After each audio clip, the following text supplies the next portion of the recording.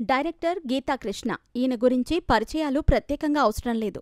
YouTube open చేసి ఈయన పేరు అలా సెర్చ్ చేస్తామో లేదో వందల కొద్దీ ఆయన ఇంటర్వ్యూలు మనకు కనిపిస్తాయి. ఆ వీడియోలకు పెట్టే థంబ్నెయిల్స్ దగ్గర్నుంచి ఆయన మాట్లాడే సబ్జెక్ట్ అంశాలు అన్నీ షాకింగ్గా అనిపిస్తాయి. ముఖ్యంగా సినిమా హీరోయిన్ల మీద ఈయన తరచూ చేసే కామెంట్లు సంచలనంగా మారటంతో పాటు పెద్ద ఎత్తున వైరల్ కూడా అవుతూ ఉంటాయి. హీరోయిన్ల గురించి, వారి వస్త్రధారణ గురించి, వారి వ్యక్తిత్వం గురించి ఇష్టం వచ్చినట్లుగా మాట్లాడే ఈయనపై తాజాగా ఫిర్యాదు నమోదైంది.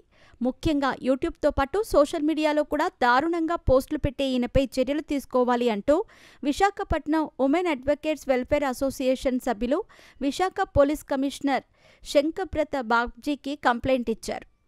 దర్శకుడు గీతా కృష్ణ అక్కయ్యపాలెంలో గీతాకృష్ణ ఫిల్మ్ స్కూల్, హైదరాబాద్లోని మాదాపూర్లో మరో ఫిల్మ్ ఇన్స్టిట్యూట్ నిర్వహిస్తున్నారు. ఇటీవల పలు యూట్యూబ్ ఛానళ్లలో ఈయన ఇస్తున్న ఇంటర్వ్యూలు, సోషల్ మీడియాలో పెడుతున్న పోస్టుల గురించి ఆయన చేస్తున్న విమర్శలు, ఆరోపణలు వెంటనే ఆపాలి. వీటిపై తగిన విచారణ చేపట్టి ఆయనపై చర్యలు తీసుకోవాలని వారు కోరారు. మొత్తానికైతే ఇన్ని రోజులు తనకిష్టం వచ్చినట్టు సోషల్ మీడియాను విచక్షణారహితంగా వాడుతూ సినీ సెలబ్రిటీలపై ఈయన చేస్తున్న కామెంట్లకు ఎప్పుడు చెక్ పడుతుందో అని ఎంతోమంది ఎదురుచూశారని, ఎట్టకేలకు ఇప్పుడు ఈయనపై పోలీస్ స్టేషన్లో ఫిర్యాదు చేయటం మంచిదే అంటూ ఒక వర్గం నెటిజన్స్ కూడా కామెంట్లు చేస్తూ ఉండటం గమనార్హం. ఏది ఏమైనా హీరోయిన్ల గురించి ఇష్టం వచ్చినట్లు మాట్లాడే గీతాకృష్ణపై ఇప్పుడు కేసు ఫైల్ అయినట్టు తెలుస్తోంది.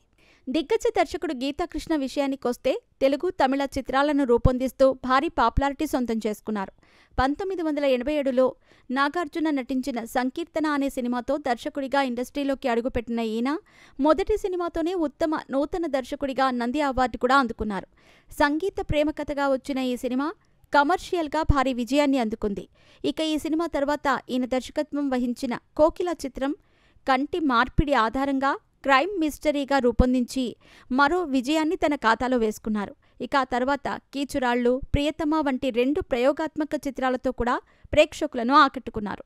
ఇక తర్వాత కొన్నాళ్లు ఇండస్ట్రీకి దూరమైన ఈయన మళ్లీ 1996లో సర్వర్ సుందరమ్మ గారి అబ్బాయి అనే సినిమాతో ఇండస్ట్రీలోకి రీ ఎంట్రీ ఇచ్చారు.